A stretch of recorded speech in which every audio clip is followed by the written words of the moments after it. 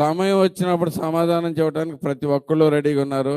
నేను రోడ్డు మీదకి వెళ్ళి ప్రతి ఒక్కరిని ఎవరిని కదిలించినా కానీ, ఏ ఒక్కరిని కదిలించినా కానీ అందరూ స్పష్టంగా చెబుతున్నారు, టైం వచ్చింది, టైం వచ్చింది.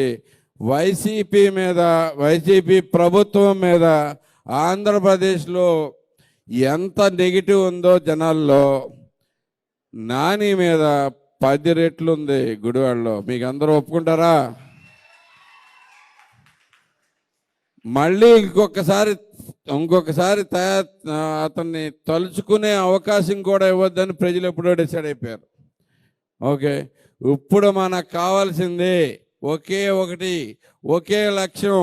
గుడివాడ గెలవడం అనే కాదు, గుడివాడలో డిపాజిట్లు కూడా బాగొట్టేయాల్సిన అవసరం ఉంది.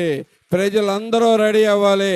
ఎందుకంటే ఏ వర్గం వాళ్ళు, ఎవరు సరే, మీరు కనుక్కోండి. గుడివాడలో మీరు అందరూ మాట్లాడుతూ ఉన్నారు, మీరు కూడా మీ ఊళ్ళో కానీ కనుక్కోండి. ఎవరన్నా సుఖంగా ఉన్నారా, హ్యాపీగా ఉన్నారా? లేదు ఇతను చేయగలడు అనుకుంటున్నారా? లేదు. సో దీనిలోకి ఈసారి గట్టిగా మన టార్గెట్ డిపాజిట్ రాకుండా కొడతాం. దానికి ఇంకా తక్కువ యాక్సెప్ట్ చేయాల్సిన అవసరం లేదు. మనకి ప్రతి ఒక్కరిని కదిలిద్దాం. ఎందుకు అనేది వివరిద్దాం, ముందుకెళ్దాం.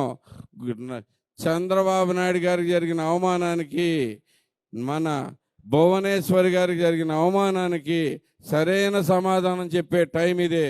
అందరూ రెడీ అవ్వండి, కొడదాం. గట్టిగా కొడితే మళ్ళీ మొహం కనపడదు.